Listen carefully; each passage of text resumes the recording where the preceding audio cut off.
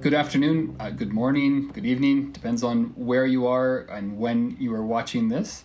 But today we are really excited to be talking about a very important topic, one that attracts and is effectively something that I'm sure all of us, either personally or with our loved ones, are going to deal with in the next 5, 10, 15, 20 years, or maybe even the next 5 days. And that's this whole idea of driving, but specifically seniors driving, tips for your safety, tips for your family safety, but everything you need to know about seniors and driving, we're going to try to cover today. And so we got a lot to pack into it, so I wanna jump right in, but let's start with a couple of really important parts. The first is I want to start with a very important part for every one of our webinars, which is just a very clear acknowledgement.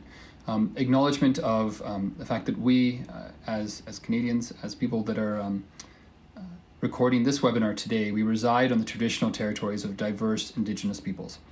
And Optima Living as an organization, we operate high-quality seniors living communities across the lands, known as Alberta and British Columbia. We acknowledge those lands. We acknowledge that those lands are where our communities stand, and that those that our staff, our residents, that we call home, are the traditional territories of a diverse group of Indigenous nations, of the Cree, of the Dene, First Nations, of Blackfoot Confederacy, the Métis Nations, and the people of Treaty 4, 6, and 7 territories, of the Stoney Nakoda and the Nakota Sioux, of the Musqueam and the Squamish First Nations, and many, many more nations that the list would go on for a long time, but are not by any means any less important. And so we want to start with that acknowledgement because it's not only important to us, it's also celebrating and understanding the history. Just as we're going to talk about the history and the elders of our community, it's also important to understand and respect the history of our lands. So with me today on this very important topic of seniors and driving is probably one of the foremost experts in Canada on this topic. Now, we're going to kind of discount the fact that she is a Saskatchewan Roughriders fan. But beyond that point, Dr. Bonnie Dobbs is the first PhD in gerontology in Canada. She's a professor in the Department of Family Medicine at the University of Alberta. She's the director of the Medically at-Risk Driver Centre. She's also the director of research for the Division of Care for the Elderly at the University of Alberta. Her majority, or the majority I would say, of Bonnie's research focuses on kind of medical fitness to drive and driving cessation. Now, I think we got to talk a little bit about driving cessation in a second, because I've heard that term for alcohol, I've heard that term for smoking and tobacco and other things, but never for driving. So before we just get in there, really quickly, my name is Shijvi. I'm one of the principals at Optima Living, and it's my honor to be here today to help in educating and providing kind of straightforward knowledge that hopefully helps you, your families, and those that you care about in topics of relevance. So let's jump right in. Bonnie, can you first just tell me, again, I've heard the word cessation for all these other things. Why is driving cessation such a big thing? Why is it so important? And why is it something that families should be talking about? Thanks, Ellie. It's a really important question, and when you think about it, driving and the ability to drive, getting your learner's license and then getting your full license starts very early. And when we think about our journey through life, one of the major advancements or events in a person's life is when they get their driver's license. And you get your learner's license at age 15, and it may change in some jurisdictions, and then you get your driver's license. And that means that you're a part of our society, and it's really an important event. And as we go through our lifespan, our licenses just become pretty routine, and certainly having a vehicle and having the mobility enables us to do lots of things. But as we get older, at some point in everyone's life, they will likely lose their license. And it's for many individuals, and particularly for males, it's a life-changing event, and it is often associated with a lot of negative emotional negative emotional feelings, I guess. So it seemed to me, as a researcher, that it was really important to work in this area and to see, first off, understand driving cessation better and start developing programs that can help individuals as they age go through that transition. I think about how excited I was when I got my driver's license, right? Like it was the thing, it was so exciting. And so I can just imagine the amount of freedom that I felt when I got it, right? The ability to say that I was almost, I could go off, I could do my own thing, I wasn't restricted. Having that taken away from you, I'm sure, can also be a very difficult thing, and something that can definitely be emotional, and part of the challenge is, I'm sure many seniors today, but particularly men, not to be stereotypical, but just in the context of having seen this a lot, are probably less vocal about their emotions. And so they probably find that a little bit harder. And I know we'll cover that a little bit later today, but I think that is an interesting point to say that, we can't take it for granted that if someone loses a driver's license, that's it, that's all. There probably is a lot of time and effort that needs to be put into the emotional kind of support around that for someone who has been identified with, or it's part of their identity for a long time. Yeah, absolutely. So maybe let's just start off with a simple question then here, which is around how many seniors in Canada are actually driving today? So according to the most recent figures in Canada, 3/4 of older adults have a driver's license, and more than half, 56% of Canadian seniors, say they want to hold on to their driver's license well past the age of 80. Is it natural that people drive? Like, what's the latest have you ever seen someone driving from an age perspective? To the best of my knowledge, there are a few individuals who are still driving over the age of 100, but that's very unique, very rare. I know sometimes, particularly in younger individuals, whatever, they may think, 80 is a really old age and whatever. But I mean, we have 95-year-olds that are still running marathons at some of our communities, and so the idea of all of us living longer is there, and I'm sure that even with driving, it won't be an age-determined factor, as we're going to talk about today. There are factors, right, that we have to think about as we go through that. And it would be helpful then to tell us, what are some of the concerns regarding seniors and driving? What are some things that people have to keep in mind, or that one has to be aware of when you talk about this topic? So one of the really important considerations is that as we age, our abilities change. For example, vision decreases, our hearing becomes impaired, and our motor reflexes become slower. And these age-related changes can make a big difference in driving safety. One of the myths associated with older drivers is that seniors know when to stop driving. And in fact, many healthy, cognitively intact senior drivers do restrict their driving to safer times and places. However, when we look at crash rates based on distance traveled, so when they're in their vehicle and traveling, the crash rates of older drivers are similar to the very high-risk younger 16 to 24 years of age drivers. And it's also important to note that seniors over the age of 85 have the highest fatality rate of any group. And it's not age, but rather it's the decline in functional abilities that we need when we're behind the wheel. And so when we talk about seniors of the age of 85 that have the highest fatality in car accidents, do you mean like in that sort of context, or is that? Yes. Okay, awesome. And that is a really interesting fact as well. It's not only that they may be of danger to others, that they may be very much dangerous to themselves if not kind of handled properly, or just having to be aware of that from that perspective.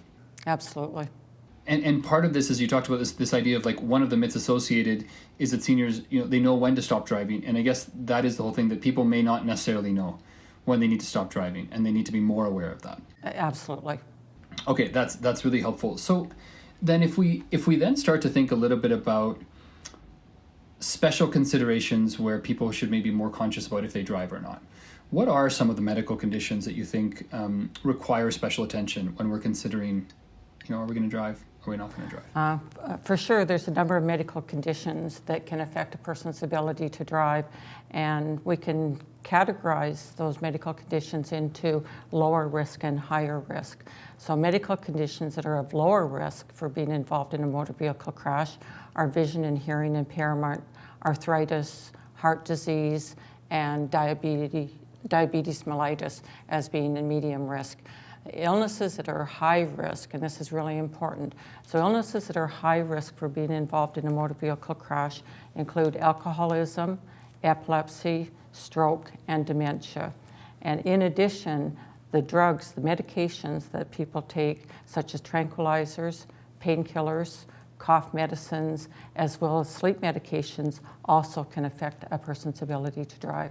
Yeah, and it's interesting you say that, because there are some medications that say, be careful of, and that this may affect your driving or cognitive abilities. What I have found is that, when we age, the typical effect of a drug or certain things is not necessarily the same as what it may say on the bottle. Sometimes it says, okay, as a child do this, or an adult do this, and but actually there is a real independent and personal effects by certain drugs or certain things that you have to keep in mind. That is a very personal aspect. I don't think that one can say that everyone that has that takes a certain sort of painkiller or has a certain type of diabetes or a certain level is going to have the same effect when it comes to driving. And there is a very personal part of this that probably requires a medical professional, as opposed to someone just, hey, you have diabetes, you can't drive. Yeah, and it's also the case is that as we get older, we take not one medication, two medications, but three or more medications. So there's polypharmacy, and there's certainly implications associated with that. Yeah, that's actually a really good point, and probably a really good topic for a future webinar, is this idea of polypharmacy, because there's a lot of things that I think people need to talk about or think about when we think about that. But today, I want to continue this idea of saying, okay, we understand that there is a personalization behind what's going to happen with you or dad or mom or Bob or Dave or Phyllis or Sarah, like that everyone has their own individual ways that they're going to have to think about driving, their medical conditions, etc. It also makes it then that much more complicated when we want to have a conversation with those very unique individuals who are preserving or trying to preserve that uniqueness, that independence. When you want to talk to them about driving, when we want to start to speak to our family members about driving, what are some tips you have for family members who would like to speak to their respective loved ones about driving? In some instances, an older adult may make that transition pretty easily, so moving from the driver's seat to the passenger seat. But for the vast majority, family conversations about driving are almost always difficult.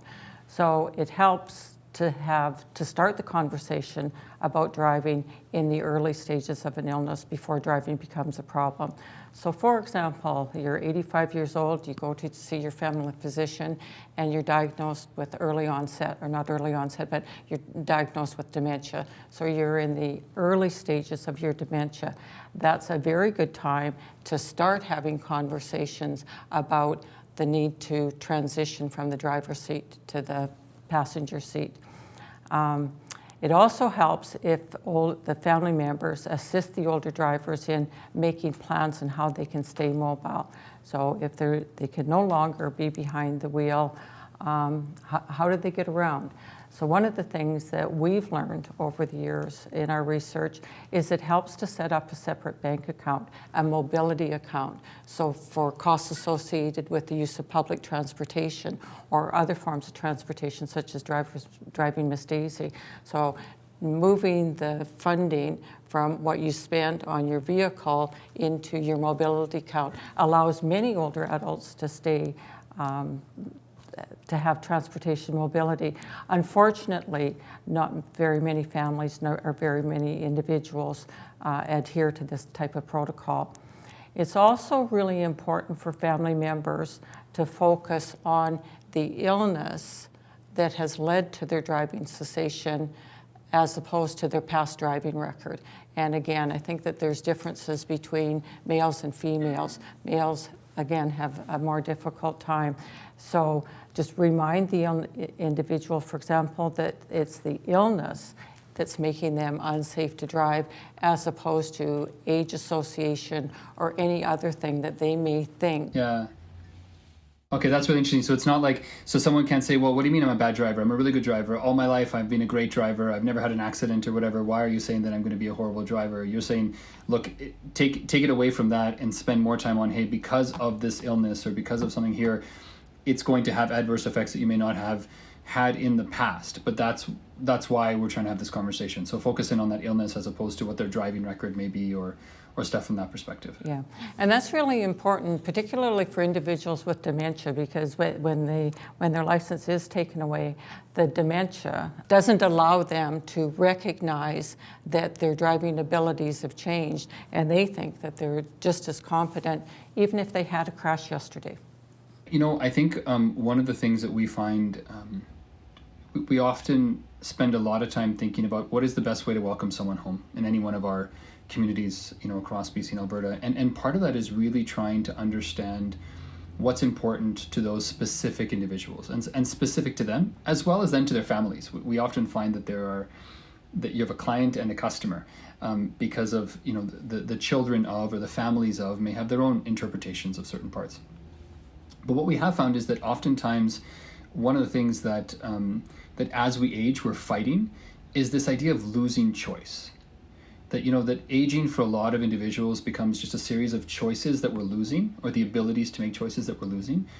And one of those is driving, right? Like that's such a huge choice. But sometimes what we found is that there's also a lot of anxiety associated with driving that a lot of seniors don't necessarily talk about, right? Like they want to go out, they want to have that independence, but they're really worried about, okay, did I scrape the car well enough? Am I worried about slipping if it's icy? You know, so there's actually a lot of, while they want to have that independence, they're worried, and there is some anxiety that comes with that. And so part of the work that some of our teams have done that I think have been incredible is to work with residents to say, look, you have a choice to bring your car, but we have a bus.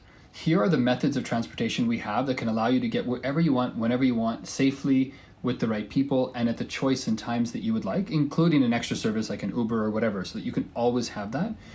And surprisingly enough, many residents choose not to bring their cars. They actually, once they've been given the comfort that, hold on, I still have the ability to go where I want, when I want, and now I don't have to worry about the snow removal or the ice or the parking. It actually gives them more comfort. And I think that that's also an interesting thing to think through as well, is that there's a way to make this easier as long as we zero in on the core issue as opposed to the surface one. And sometimes if we try to rush through things, we end up getting there. Absolutely, and I think that it's really helpful for older adults who want to transition to understand that, let's say that we spend $30,000 on our vehicle every year for gas and insurance and any repairs that you need to do.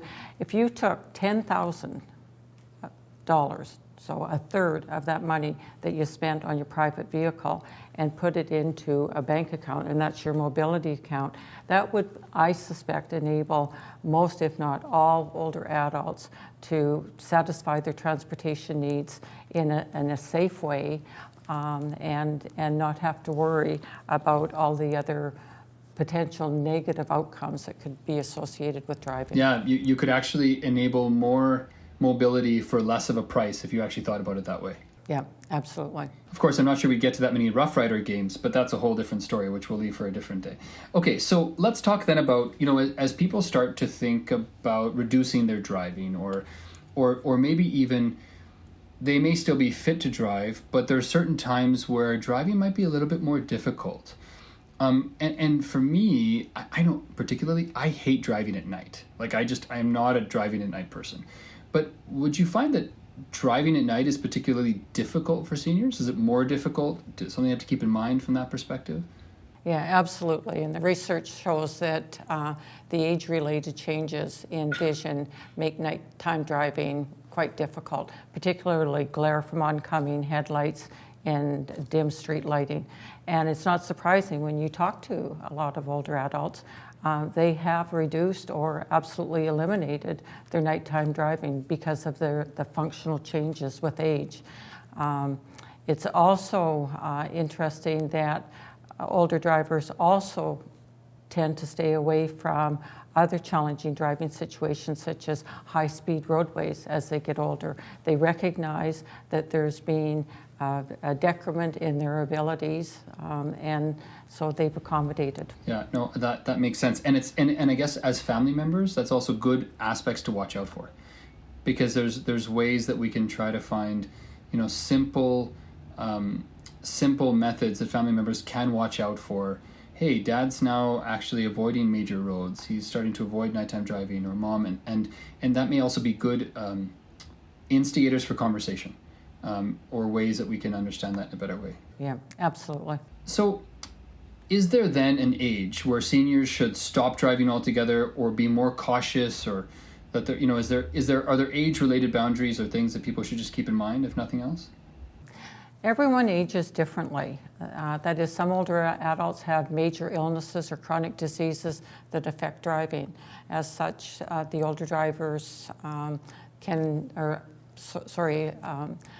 many older drivers can continue to drive in their 70s and 80s and even beyond, whereas others who have major chronic conditions such as dementia or they've had stroke cannot or should not be behind the wheel. Some of the diseases and disabilities that may interfere with older drivers are vision impairment, strokes, chronic renal failure, Parkinson's disease, and certainly dementia, such as Alzheimer's disease. Yeah, and so I guess the message here is there are people that could be driving till they're 100, and there's others that could have to stop driving at 65. Who knows? But it's probably not age-related. It's probably more medically related. And so if that's the case, then maybe the next question would be, what are some regular medical checkups that should be done when it comes to driving? How often, and what would those be, or what should those be? So regular medical checkups, also referred as driver medicals, are compulsory in all provinces and territories in Canada. And these checkups include a physical exam, so checking for visual acuity, hearing, blood pressure, and whether the presence of illnesses such as heart disease, seizures, memory problems, diabetes, psychiatric disorders are present that could affect a person's ability to drive. Is there something, and I know this is something that comes up a lot with our residents, where they say, well, does my physician just wanted to get me, he just wanted to take my license away. He was, I'm trying to remember. I remember a single resident. I remember this. It's so vivid in my head the day when this particular resident was kind of so mad about this. Where he's like, my doctor had it in for me. He was going to take my license away. He had to report it. He wanted me to come in for no reasons. And if I'm not mistaken, there's actually, at least in most provinces and territories, there actually is a requirement of physicians to report and do stuff regularly. What is that exact requirement, so that we can at least dispel this rumor that people's physicians have it in for them, they just don't want them on the road? Well, before I answer that question, I think it's important to know, for physicians, this is probably one of the most difficult issues that they encounter with their older patients, because quite often they're very difficult conversations. So you're right, in most provinces and territories in Canada, physicians must report patients with medical conditions, so mandatory reporting of conditions that make an individual's driving dangerous, and again, epilepsy, dementia, Parkinson's, and that those reporting must be done to the licensing authority. So in Canada, provinces that are discretionary for physician reporting are Alberta, Quebec, and Nova Scotia, and the rest of the provinces and territories have mandatory reporting. And it's the licensing authority, not the physician, that makes the final determination of eligibility. This means, okay. Yeah. So this means that for the patient, if they've had an assessment and their license is revoked, they shouldn't be upset with their physician, because it's not the physician that revokes the license, it's the licensing authority. In Canada as well, driver's medicals are required on a regular basis, with the time periods varying across provinces and territories. And including an assessment of cognition is really important in that for illnesses such as dementia, their insight is impaired. Yeah, that makes a lot of sense. And maybe let's go right into that. When we're thinking about dementia, particularly, what are some of the best ways to navigate issues regarding kind of signs of dementia, of Alzheimer's, and driving, and how would someone start to think about that and or navigate some of those issues? Family conversations or conversations with family members, this is such a difficult issue, and particularly with the dementia, because the dementia has not only robbed their ability to drive, but it's also robbed their insight that they're no longer safe to drive. So it's not surprising that conversations about driving are really challenging. So some of the strategies that family members can use is to keep the car keys out of sight, or give them keys that won't start the vehicle. I know from personal experience and from having meetings with a number of older adults, some of them disable the vehicle by removing the battery, or in very dire circumstances, they sell the vehicle. I can't imagine that's easy, but I do think that, knowing what I do about dementia and Alzheimer's, I think part of this is not necessarily about feeling bad that you're lying to your loved one, or that you're being dishonest with them. I think it's always about this. If you get to that point where you have a loved one that is living with a dementia, and it's clear that they cannot drive, then all you're doing is just reorienting them. And I think that's the biggest thing that people have to keep in mind. It's not that you're lying to them or whatever, you're keeping them safe, and you're just working to reorient them. And if the car doesn't start, that you reorient them onto something else that works, and you kind of distract them from that, and there's ways to work through that, but in a more positive sense. Tell me about what do you think, if we're speaking to seniors who are watching this today, or our elders is probably a more appropriate term, what should they be aware of when driving in later life? I think the first thing that they should be aware of is the age-related changes in their sensory, motor, and cognitive abilities, and recognize that the vast majority of us will have to move from the driver's seat to the passenger seat because of changes in those functional abilities.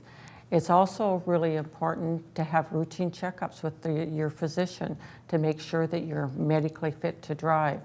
Another consideration is avoid driving in bad weather, heavy rain, icy streets, snow-covered roads. We understand that in Saskatchewan and Alberta, or driving at night, particularly in rural and remote areas. It's also the case that as we get older, our eyesight diminishes, our hearing isn't as good, so we should always be wearing our visual corrections, wearing our hearing aids and seat belts.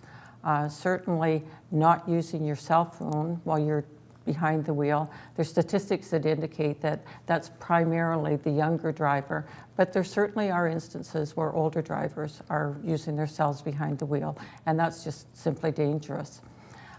It also is the case that if a driver or a family member is concerned about the driver's competency, they could take a defensive driving course, and some car insurance companies reduce the insurance costs.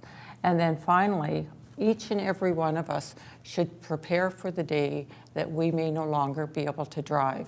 And this preparation includes learning out and trying alternate forms of transportation, such as city buses, taxis, and in today's world, Uber and Lyft, so the ride-sharing companies. And that can provide a lot of older adults with safe transportation at a relatively low price.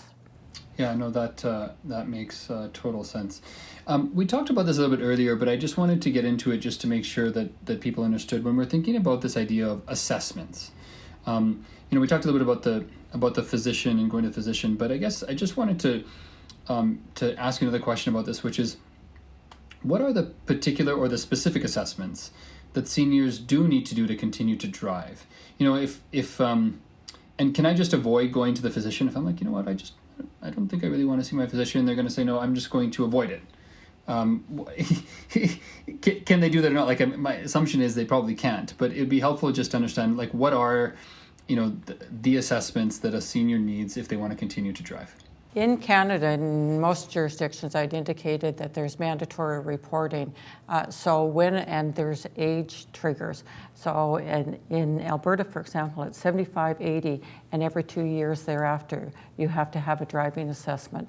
And that includes the in-office assessment by the family physician or specialist, followed by an on-road driving assessment.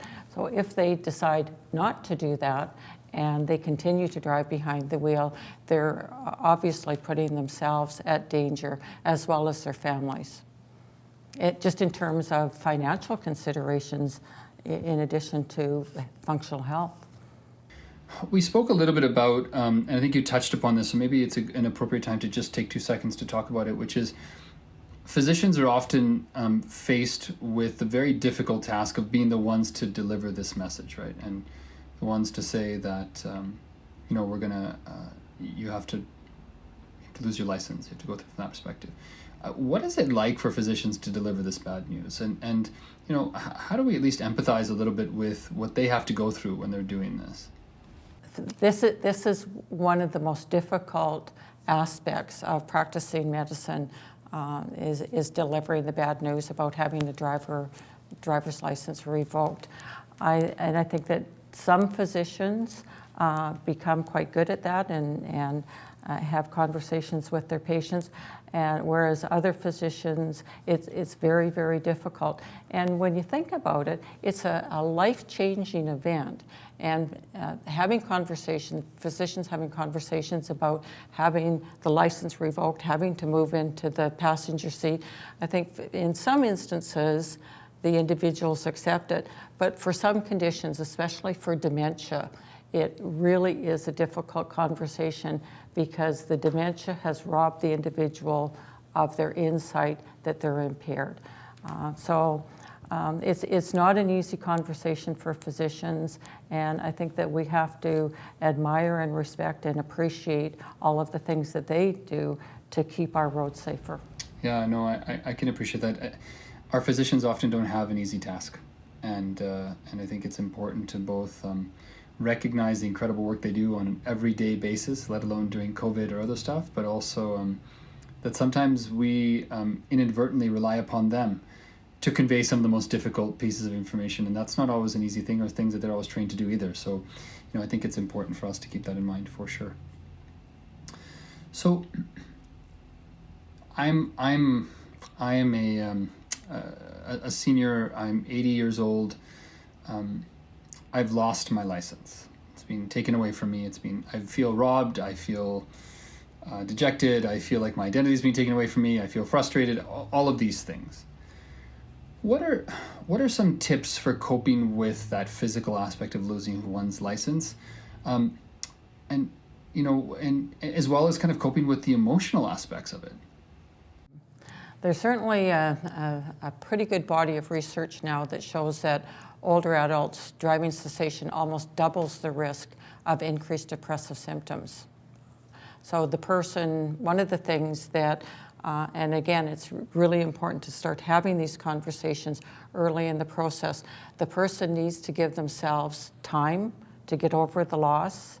They also have to try to stay involved in their regular activities at all possible. So if they can no longer be behind the wheel, hopefully there's family members or neighbors or friends that are available for providing a ride, or the individual, they can become familiar with other forms of transportation, such as buses, light rail transit, volunteer driver programs. One of the populations that it's very difficult for is dementia. So if you have a dementia, you will not be able to use on your own buses or LRT, and that's where a ride-sharing service such as Uber or volunteer driver programs can fill in that gap. There's also a really urgent need for therapeutic approaches that can help older adults who've had to stop driving adjust to life without driving.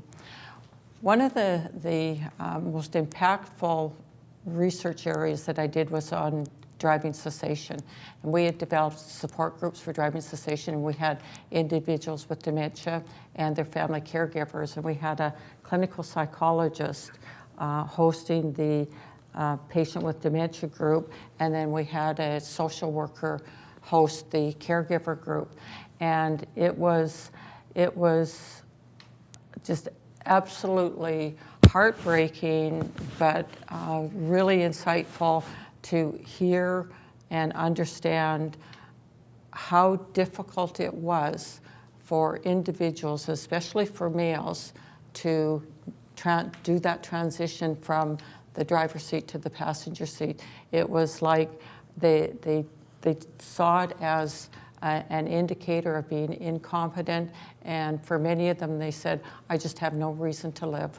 And thankfully, the psychologist, the clinical psychologist that led the group, it was really interesting looking at the transition from the sadness and the anger at the start of the groups, that towards the end of the groups, they started appreciating, and they weren't happy that they weren't driving, but at least they felt a little bit better about themselves.